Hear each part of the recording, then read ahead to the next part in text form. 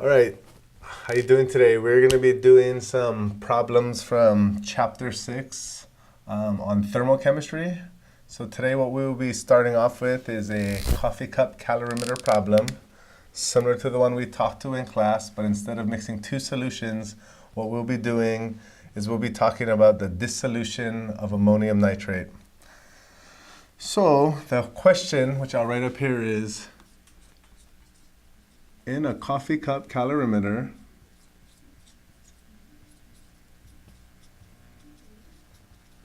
what we will be dissolving is 1.60 grams of ammonium nitrate in 75 grams of water. So this will be our solution, and initial temperature is equal to 25 degrees Celsius, and after we let that ammonium nitrate dissolve, we get a final temperature of the solution equal to 23.34 degrees C. Some things to think about in this question is we will assume the heat capacity of the solution is equal to 4.18 joules per gram degree C. And what we want to find is the delta heat of this reaction. So for this reaction, it's going to just be ammonium nitrate, solid, and then it's going to dissolve to make aqueous ammonium plus aqueous nitrate.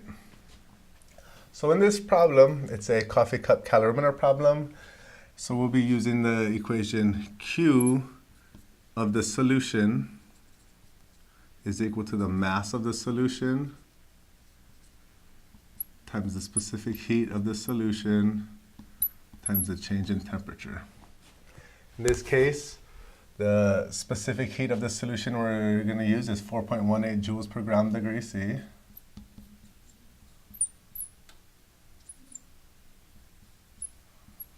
The mass of the solution will be 75 grams of water, but we are dissolving 1.6 grams of ammonium nitrate in it, so I'm going to include that. So we have 76.6 grams is the mass of our solution. Then the change in temperature is equal to T final minus T initial. So in this case, we have the final temperature is 23.34 degrees C minus 25 degrees C, which gives us a change in temp equal to negative 1.66 degrees C. The fact that the solution went down in temperature tells us that the solution gave off some of its heat. So the Q of the solution in this case is going to be a negative number. The solution is exothermic. What that means is the reaction is endothermic, or when we get delta H for this solution, we should be getting a positive number, and we'll do that as we do this problem. So the change in T here will be negative 1.66 degrees Celsius. Degrees Celsius cancel, grams cancel. This gives us a Q of the solution equal to negative 531.51 joules. If you remember back, the Q of the reaction is equal to the opposite, the Q of the solution. So in this case, our Q of the solution is negative 531.51.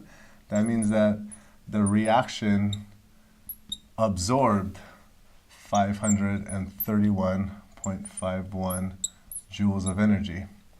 To calculate the delta heat of the reaction, that is equal to Q of the reaction divided by the number of moles reacted. When we're doing like a reaction between two things, we would find the limiting reactant. Since we're only dissolving ammonium nitrate, to find the number of moles reacted, we will simply do 1.60 grams of ammonium nitrate. And we're going to convert that into moles using the molar mass, 80 grams per 1 mole. And that gives us 0.02 moles of ammonium nitrate that we reacted. So if we just plug in Q of reaction, positive 531.51 joules divided by the 0.02 moles, this gives us a value of 26,575.5 joules per 1 mole of ammonium nitrate reacted. Now this is a big number, so we're going to actually convert that into kilojoules. So we divide by 1,000. So the delta H of the dissolution of ammonium nitrate gives us positive 26.6 kilojoules for each mole of ammonium nitrate we dissolve. Just a couple things to realize. As I said, since the temperature went down in the solution, that means that the reaction was endothermic and the solution gave off its energy. A positive value for delta H does show, in fact, that we did have an endothermic reaction when this dissolves.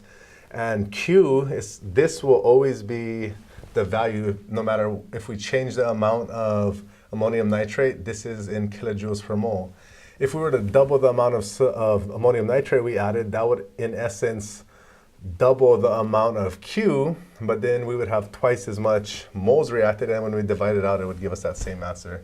So this is the answer we get for this problem, and this is another example of a coffee cup calorimetry problem. Okay, and then do the next one.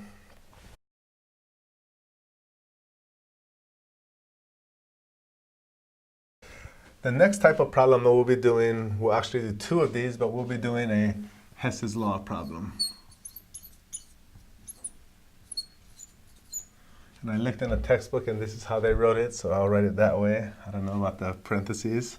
So in this reaction, we want to calculate delta H for the reaction CLF gas plus fluorine gas makes CLF3 gas. So let's change pens for this one. And in this reaction, we want to solve for delta H. And we're not able to do this using coffee cup calorimetry, so we just have other equations that we're going to use, and we have to manipulate those using Hess's law to find the delta H of this reaction. So in this case, we have the equation 2 chlorine monofluoride gas plus O2 gas makes Cl2O gas plus F2O gas. And this has a delta H1 equal to 167.4 kilojoules. And the second reaction we have is 2 plus 2 oxygen makes Cl2O gas plus 3 F2O gas. And this second equation has a delta H2 equal to 341.4 kilojoules. And the third one is 2 fluorine gas plus oxygen makes F2O gas. And this has a delta H3 equal to negative 43.4 kilojoules. So what we're going to do is we have these 3 equations, And we have to somehow manipulate these three equations to where when we add them all together, we end up with this reaction over here.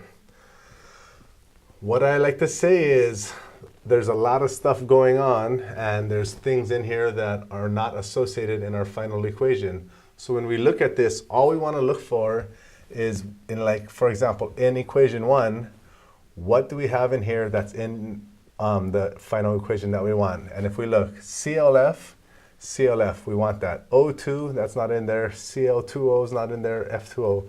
So all we care about from this equation is the CLF in here. And we can see that it's a reactant, so it's already on the reactant side, which we want. But in this equation, we only have one of them. And in this one, we have two. So what we're going to do is we're going to actually divide this or multiply this by 1/2. And when we multiply this equation by 1/2, what we get is 2 times 1/2 is 1. We get CLF gas plus 1/2 O2 gas makes 1/2 Cl2O gas plus 1/2 F2O gas. And now when we multiply delta H1 by 1/2, we'll call it delta H1 prime is equal to 83.7 kilojoules. Okay, that's for the first one. So now we've got CLF on here, and like I said, all of this stuff should cancel if everything works out all right. In our second equation, number 2, we have CLF3 as a reactant with 2 of them, and the CLF3 as a product over here. Oxygen, dichloromonoxide, and difluoromonoxide are both not involved here. So all we care about is the CLF3 here. And since it's a product we want it as, and only one of them, what we're going to do is we're going to multiply delta H2 by negative 1/2. And what that does is this flips this equation to where now we have 1/2 Cl2O plus 3/2 F2O. And since we times it by negative 1, these two products become reactants, and these two reactants become products. ClF3 gas plus 2 times 1/2 is 1, so it's just plus O2 gas. And delta H2 prime will be equal to, since it was positive 341.4 times negative 1/2, will give us negative 170.7 kilojoules. So now we've taken care of CLF and CLF3, and hopefully there's F2, which there's F2 as a reactant, so we're going to keep it as a reactant. But once again, we have to multiply delta H3 by 1/2. When we do that, we get F2 gas plus 1/2 O2 gas makes 1/2 F2O gas. And then delta H3 prime in this case is going to be half of negative 43.4, which is negative 21.7 kilojoules. And now what we want to do is we want to add up everything on the left side, or the reactants, and add up everything on the right side and see what we get as our final thing. If anything's on the left and the right, we'll cancel it out. So we'll start here, and we have ClF gas plus 1/2 O2 gas plus 1/2 Cl2O gas plus 3/2 F2O gas plus F2 gas plus 1/2 O2 gas. So these are all the reactants, and then I'll write all the products. So that's all the things that were on the left. And now when we write out all the products, we get 1/2 Cl2O. And sometimes in this case, we could have left out all the physical states, but on the next problem, I'll show you why it's important that we write them all out. But like I said, I'm just very thorough. 1/2 F2O gas plus ClF3 gas plus O2 gas plus 1/2 F2O. Okay, so we have CLF gas, none of that over here, 1/2 O2 and another half O2. 1/2 O2, this half O2 plus this half O2 equals 1 O2, and those will cancel out with this O2 on the product. Cl2O, we have a half of a Cl2O as a reactant, and we have a half a Cl2O as a product, so we can cancel that out. We have 3/2 F2O, and over here we have 1/2 F2O and 1/2 F2O. Did I miss one somewhere? 1/2 F2O, F2O, 3/2. What the heck?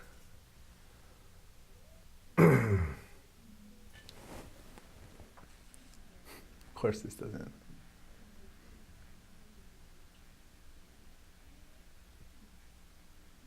Oh, okay. So in the original equation, of course, if we look at this, this is not balanced.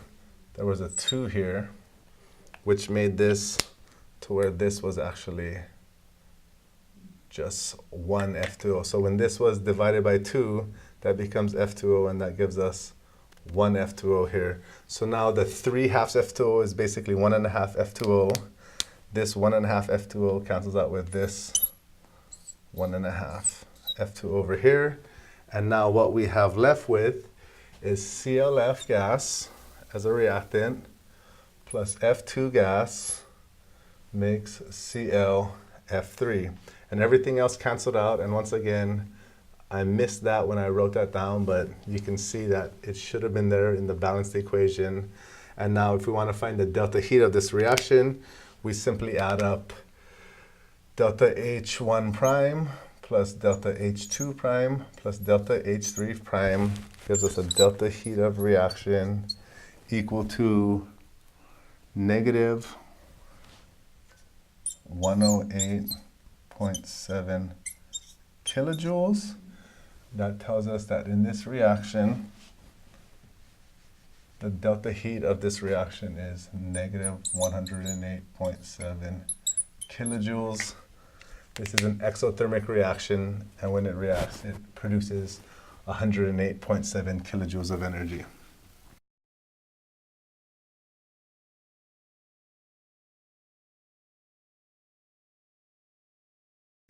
Okay, a second example of a Hess's law problem that I want to show you is one that instead involves 4 steps, and now the physical states will be important. In that last problem, if you would have done that and not put the physical states in, it wouldn't have affected the problem. But I want to show you why it's always, if you're safer. And in this problem here, this problem talks about the defense mechanism of the Bombardier beetle. And what it uses is it uses hydroquinone, which is C6H4OH2. So this is hydroquinone aqueous, and that reacts with hydrogen peroxide to produce quinone, C6H4O2 aqueous, plus 2 equivalents of liquid water. Okay, so liquid water is important to note here. And what we want to do is we want to find out how much energy is evolved or absorbed in this reaction. The equations that we have to deal with, the first one is C6H4OH2 aqueous can produce quinone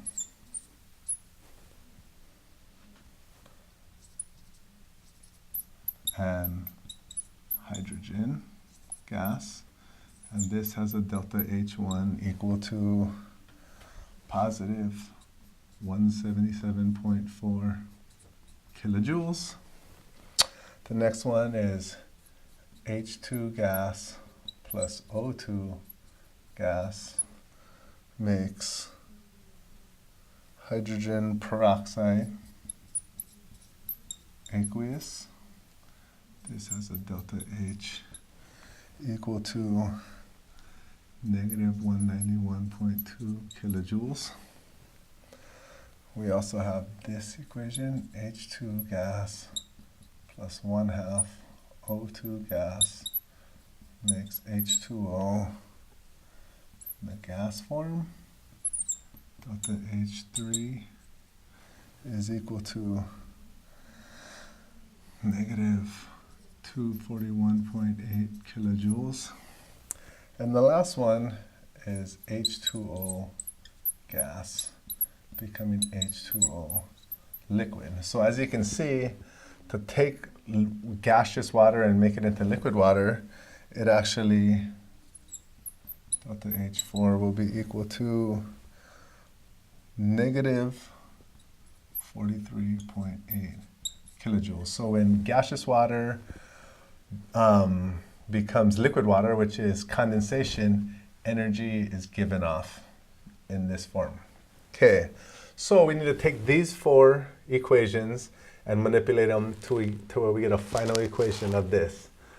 So first thing we're going to look at is we're going to look at this first one. And we can see we have hydroquinone, aqueous, as a reactant, and we have quinone as a product with the right ratios. So we're actually going to leave this one alone.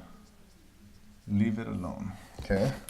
And I'll draw the new ones in green, but I'll just rewrite it just to show you that we have C6H4 OH2 makes C6H4O2 aqueous plus H2 gas, and we'll just write delta H1 prime, and it's the same value, positive 177.4 kilojoules. Now the next one, we have peroxide, hydrogen peroxide as a product, but we want hydrogen peroxide as a reactant. So what do? We're going to multiply it by -1. And when we do that, it flips around the equation to give us H2O2 makes H2 gas plus O2 gas. So delta H2 prime will be equal to the opposite, positive 191.2 kilojoules. Okay? Now, in this next one, we have hydrogen gas, oxygen gas, and water gas. And none of those three are in there. So one thing I'm going to do is I'm going to actually kind of jump ahead and just show, after I add the 4, what the products would be. So what we have here is we're going to have C6H4 OH2 aqueous plus H2O2 aqueous. And I'm going to put all the reactants right here, and I'll put all the products over here. So in our products we have C6H4O2 aqueous plus H2 gas plus H2 gas plus O2 gas. And what we'll see is in this third equation, what we have is we have 2 H2s and 1 O2 as a product, and that's not in here. So what we're going to do is and this H2 and O2 we're going to eventually have to cancel. So what we're going to do is, since the H2 and the O2 is in the reactants, we need to make it so that this will become a reactant so that they'll cancel out. So we have 2 H2s and 1 O2, 1 H2 and a half O2. So what we're going to do is we're going to multiply this by 2 here, and I'll show you why. So for H3, what we do is we do 2 H2 gas plus O2 gas makes 2 H2O gas, and this delta H3 prime will be equal to negative 483.6 kilojoules. And now, if we write in these things, we can see plus 2H2 gas plus O2 gas, and that gives us 2H2O gas as the products. We'll see that these two H2s right here will cancel that, and this O2 is going to cancel that. And we pretty much have the equation, but notice I said to realize that this is a liquid here. We have H2O gas as a product here in this equation. It's pretty much the same, but we have gas. Luckily, we have this fourth equation that relates gas to liquid. So if we have two water molecules on the on the product side, we want to have two water gases on the reactant side to cancel it out, and that actually is good because that'll give us two liquid waters as a product. So what we're going to do on this one is we're going to multiply this equation by 2 to give us 2 H2O gas makes 2 H2O liquid. So if we write those in here, this is the reactants, 2 H2O gas plus 2 H2O liquid. The H2O gases will cancel. And now we have hydroquinone plus peroxide makes quinone plus liquid water. And now, or let me write in the delta H3 of this one, delta H4 prime. So this one was times 2. That was equal to negative 87.6 kilojoules. And since we added up these four equations, we add up the 4 delta H's, and the delta heat of this reaction will be equal to negative 202.6 kilojoules. And that will be the delta heat of this reaction. Delta H equals negative 202.6 kilojoules.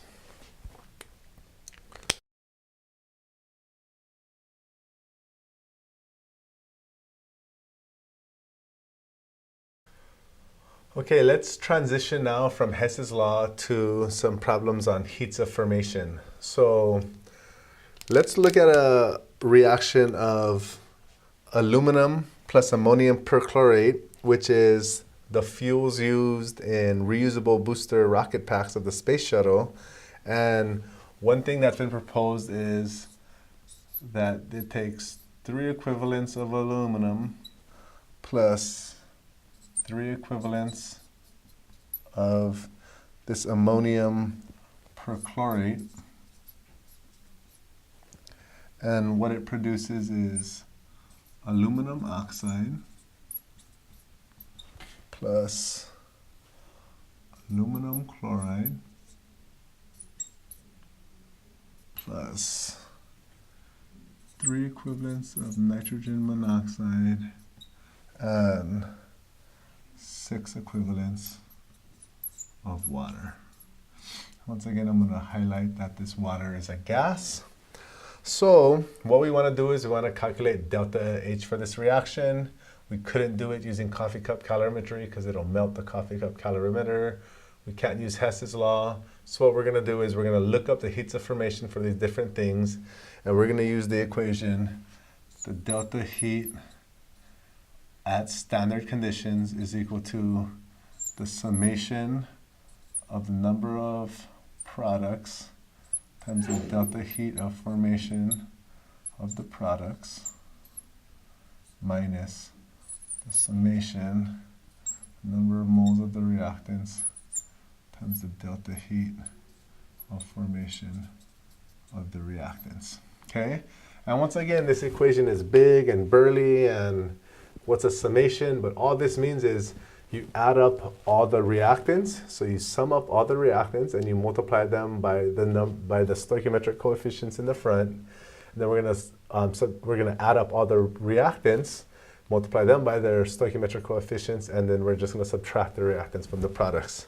So in this equation, our products are, what we're gonna do is, this is gonna equal the delta heat of formation of aluminum oxide plus the delta heat of formation of aluminum chloride plus 3 times the delta heat of formation of nitrogen monoxide plus 6 times the delta heat of formation of water gas. I'm going to put that in a bracket, and then we're going to so that is equal to that part right here. Then we're going to subtract out the reactants.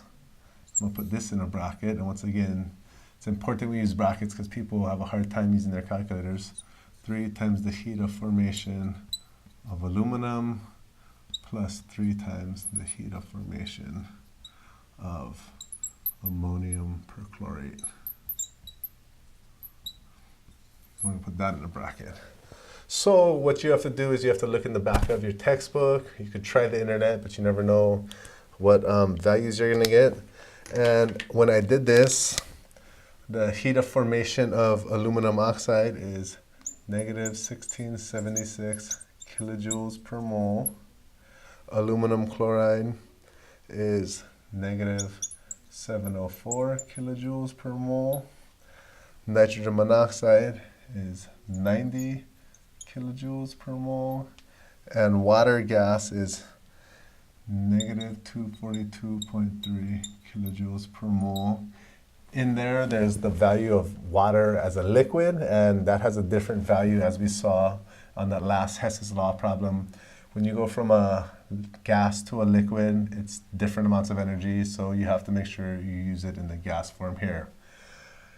The delta heat of formation of aluminum, because it's in its standard state, is 0. And then this one, ammonium perchlorate, when we looked that up, it was equal to negative 295 kilojoules per mole. So if we sum these all up, what we get is negative 1676 minus 704, and I'm just saying minus because plus and negative is minus, plus 3 times 90, which is 270, plus 6 times negative 242.3, so minus 1452. And actually it's just 242, not 242.3. So we're going to add all those together. Then we're going to subtract 3 times 0 is 0, plus a negative 3 times negative 295, which is negative 850, or 885.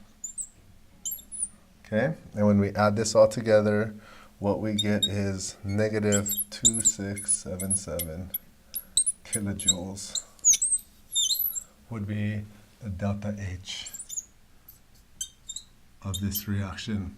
And once again, the only reason why we write delta H before without this not just means at standard conditions.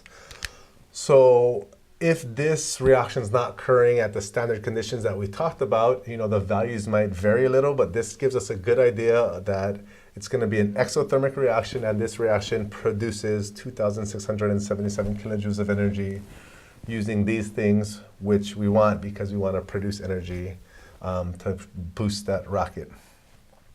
Thank you.